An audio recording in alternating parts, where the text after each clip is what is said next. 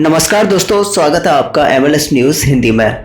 दोस्तों, जैसा कि आपको पता है कि हाल ही में भारत ने एक बड़ी डील की थी और 83 तेजस विमान खरीदे थे।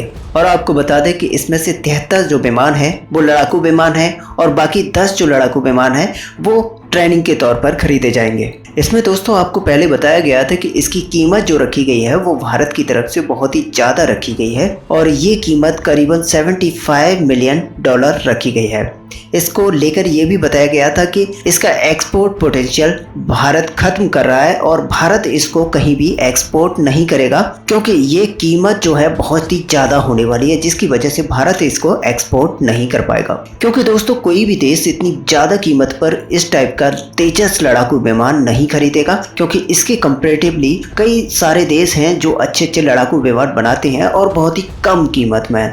इसलिए भारत को अगर इसको एक्सपोर्ट करना है तो अपनी कीमत को बहुत ही डाउन लाना पड़ेगा। वैसे दोस्तों अगर देखा जाए तो तेजस का एक्सपोर्ट होना बहुत ही जरूरी है भारत के नजरिए से, क्योंकि भारत को अपने डिफेंस एक्सपोर्ट को अगर बढ़ाना है तो तेजस को सस्ता करना ही पड़ेगा और तब जाके भारत इसको एक्सपोर्ट कर पाएगा और दूसरे देश भी लेने को इसे तैयार हो पाएंगे। क्योंकि दोस्तों आपने ज्यादातर देखा होगा कि लड़ाकू जो विमान होते हैं यही सबसे ज्यादा एक्सपेंसिव होते हैं और बाकी जितने भी हथियार होते हैं वो बहुत ही कम एक्सपेंसिव होते हैं। जब आपने देखा होगा कि लड़ाकू विमान की अगर डील हो रही है तो बहुत ही ज़्यादा कॉस्ट पर होती है, जिसकी वजह से एक देश के पास जो इसकी डील कर रहा होता है बहुत ही बड़ी मात्रा में पैसा आ रहा होता है। तो दोस्तों अगर भारत को अपने लड़ाकू विमान को एक्सपोर्ट करके पैसा कमाना है तो फिर तेजस को बहुत ही नीचे के रेट्स पर लाना पड़ेगा, क्योंकि इतने ज़्यादा रेट्स पर इसे कोई खरीदने के लिए तैयार नहीं होगा। तो दोस्तों इसी चीज़ को लेकर अब सरकार की तरफ से एक बड़ा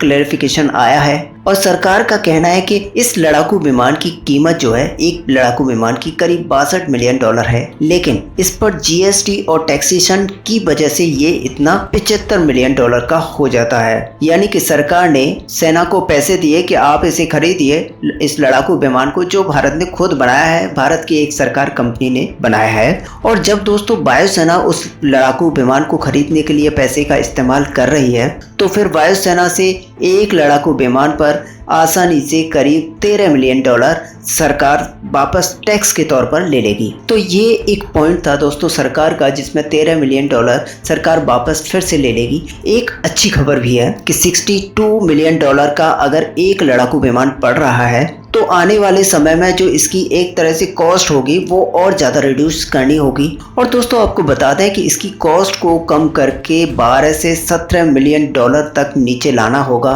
यानी कि दोस्तों इस लड़ाकू विमान को 50 से 45 मिलियन की रेंज में लाना होगा, तभी भारत इसको एक्सपोर्ट कर पाएगा और दूसरे देश भी इसको लेने के लिए राजी हो पाएंगे। और दोस्तों भारत ये कर सकता है क्योंकि HAL जो कंपनी इसे बना रही है उसके पास एक बड़ी डील आई है, उसके पास एक मौका आया है, तो अपनी प्रोडक्शन लाइन को वो बड़ा कर सकता है। और अगर उन्हें प्रोडक्शन लाइन बड़ी करनी है तो एक साथ ज़्यादा लड़ाकू विमान बनाने होंगे। और दोस्तों जब ये लड़ाकू विमान बल्क में बनेंगे तो अपने आप प्रोडक्शन लाइन में रेट काफ़ी डाउन आ जाएगा और इसकी कीमत दोस्तों ऑटोमेटिकली 40 से 45 मिलियन तक आ जाएगी। और दोस्तों ये अब बहुत ही ज़्यादा चांसेस बनते हैं कि दुनिया भर के कई सारे छोटे देश हैं जो लड़ाकू विमान खरीदना चाहते हैं भारत से, और लेकिन रेट की वजह से, कॉस्ट की वजह से वो नहीं खरीद पा रहे हैं। तो अब ये भारत के लिए बहुत ही बड़ा मौका होगा कि वो 40 से 45 मिलियन तक अगर इस